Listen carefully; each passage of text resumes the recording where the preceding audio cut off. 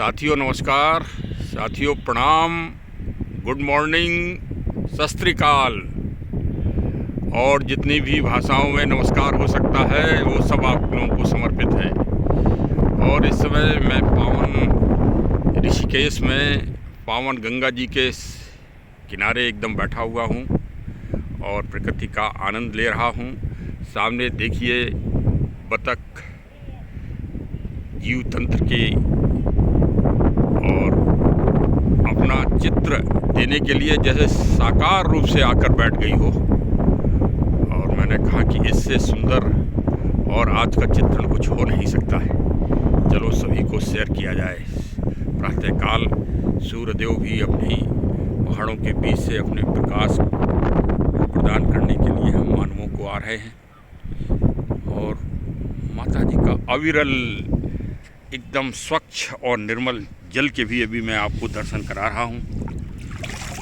ये देखिए एकदम स्वच्छ और निर्मल जल है। ये अयोध्या में एक संत जी हमको मिले थे, वो अब वैकुंठवासी हो गए हैं, श्री बाल मुकुंद साहब।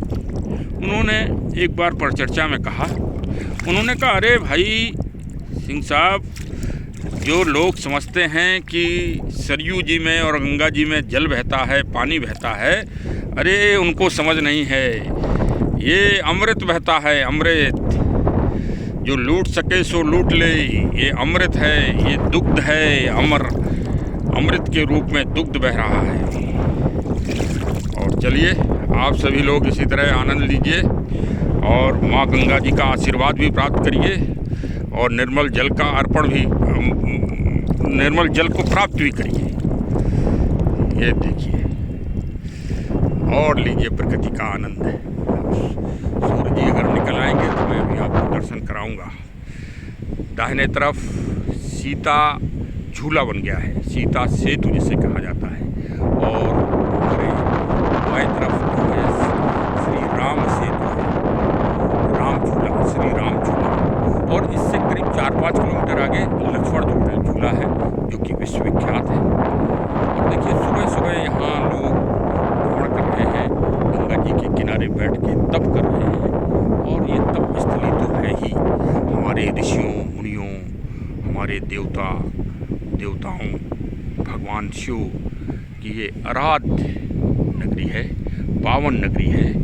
यहाँ ऊर्जा और अलौकिकता और धार्मिक और आध्यात्मिकता अपने चरम पर है। और यहाँ उनका तप और उनके प्रताप से यहाँ बहुत ही सकारात्मक ऊर्जा है। आप हमारे वीडियो में जो एक घर्षण और तेज आवाज़ सुन रहे होंगे, वो आवाज़ और कोई नहीं, वो आवाज़ है जब पवन देव हवा अपने वेग के साथ जल के ऊपर से बहती है, तब इस तरह की घर्षण की आवाज़ आती है। वही आवाज़ इस समय आ रही है। पावन गंगा जी के जल के ऊपर से पवन देव बड़े वेग से बहते हैं और हर हर महादेव की आवाज़ आती है। वो आवाज़ हर हर महादेव और ओम का संबोधन उसमें होता है। यदि आप आत्मचिंतन, मनन और गहनता से सुनेंगे तो आप सत्य पाएंगे। ये देखिए सामने पहाड़ों के बीच से सूर्यदेव अपने प्रकाश आभा कुंडल पर आ गए हैं और सामने माँ गंगा जी के जल में, स्वच्छ जल में उनकी प्रतिकीर्ति पड़ रही है। और प्रकाश देखिए, प्रकाश की किरणें कितनी आनंद देने वाली हैं।